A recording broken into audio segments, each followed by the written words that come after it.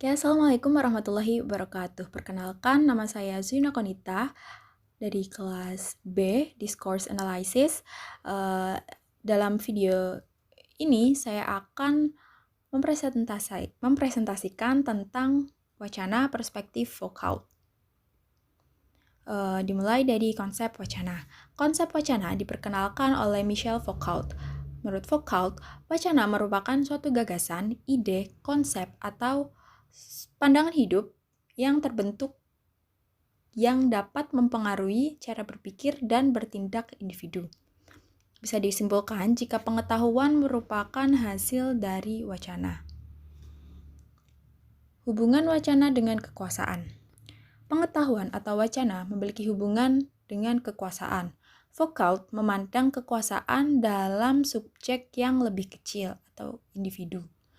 Kekuasaan dapat terjalin dalam hubungan sosial antar individu, misalnya hubungan sosial, ekonomi, politik, dan lain sebagainya. Jadi Foucault tidak hanya memandang kekuasaan dalam bentuk institusional, biasanya seperti negara, kerajaan, dan lain-lain. Oke, selanjutnya tentang kekuasaan. Kuasa bekerja melalui normalisasi dan regulasi dengan menghukum dan membentuk masyarakat yang disiplin.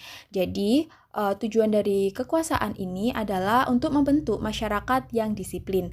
Kekuasaan menurut Foucault disalurkan melalui hubungan sosial, di mana aturan tersebut menggolongkan sesuatu yang benar dan sesuatu yang salah. Contoh konkret dari kekuasaan itu yaitu adanya undang-undang yang mengharuskan setiap masyarakatnya untuk patuh. Undang-undang ini disusun melalui pengetahuan yang sebelumnya telah ada dalam masyarakat mengenai sesuatu yang benar dan yang salah. Jika masyarakat melanggar sebuah aturan tersebut, mereka akan diberikan ganjaran berupa hukuman. Nah, yang disebut melanggar adalah sesuatu yang dianggap salah oleh masyarakat. Contohnya yaitu tentang lalu lintas. Masyarakat sudah memiliki pikiran, pengetahuan tentang yaitu jika orang melanggar lampu lalu lintas, maka hal itu salah. Maka dari itu dalam undang-undang, mereka yang melanggar lampu lalu lintas akan mendapatkan ganjaran berupa hukuman tilang.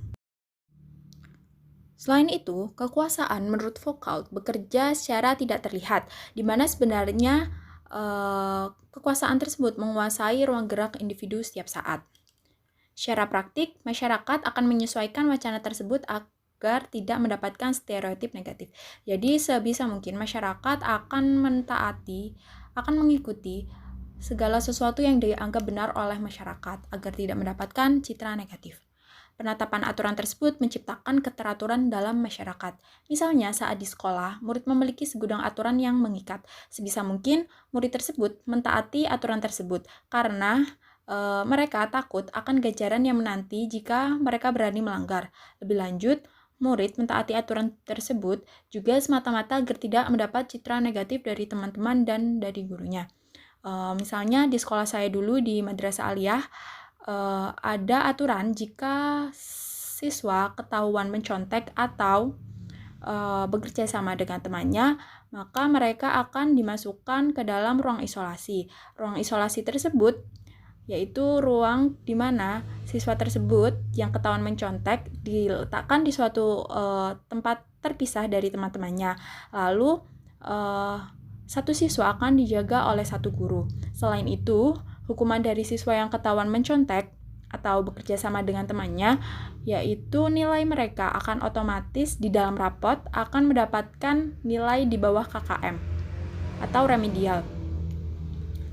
Nah, selain itu, siswa yang ketahuan mencontek dan bekerja sama dengan temannya ini, fotonya akan dipajang di mading sekolah yang mana semua siswa di sekolah dapat mengakses dan melihatnya, sehingga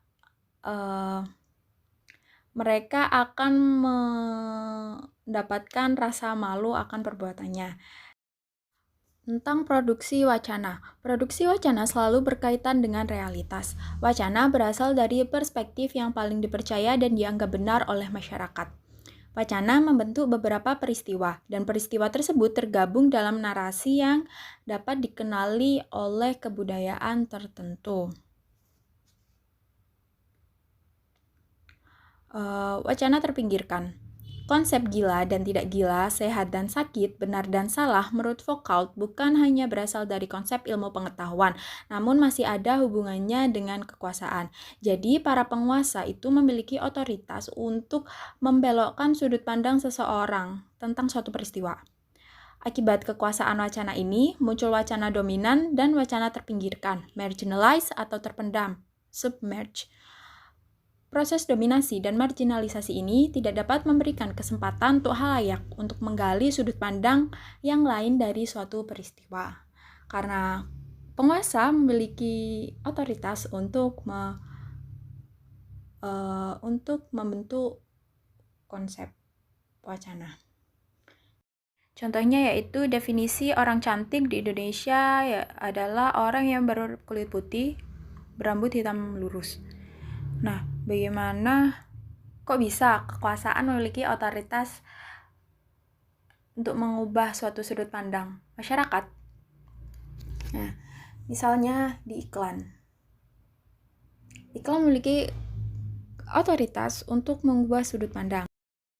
Nah, dalam iklan tersebut, model yang dicitrakan sebagai orang cantik yaitu orang yang berkulit putih, berbadan tinggi, dan berambut hitam panjang. Nah, jadi orang masyarakat yang menonton jadinya memiliki pandangan, oh iya, orang cantik itu yang berkulit putih, berambut hitam, panjang, dan bertubuh tinggi. Jadi orang yang berkulit sawo matang atau hitam, berambut keriting dan bertubuh pendek bukan merupakan definisi orang cantik. Nah, masyarakat tersebut akhirnya berbondong-bondong untuk mengubah diri mereka agar mereka masuk ke dalam golongan orang cantik tersebut. Padahal sebenarnya masyarakat bisa saja melihat dari sudut pandang yang lain tentang definisi orang cantik. Sebenarnya definisi orang cantik itu kan tidak hanya orang yang berambut lurus hitam, berkulit putih, dan bertubuh tinggi. Orang yang berkulit sawo matang hitam, berambut keriting, atau bertubuh pendek pun cantik. Karena sebenarnya semua wanita itu cantik dengan keunikannya masing-masing. Oke, hanya itu yang dapat saya sampaikan. Kurang lebihnya saya minta maaf. Terima kasih. Assalamualaikum warahmatullahi wabarakatuh.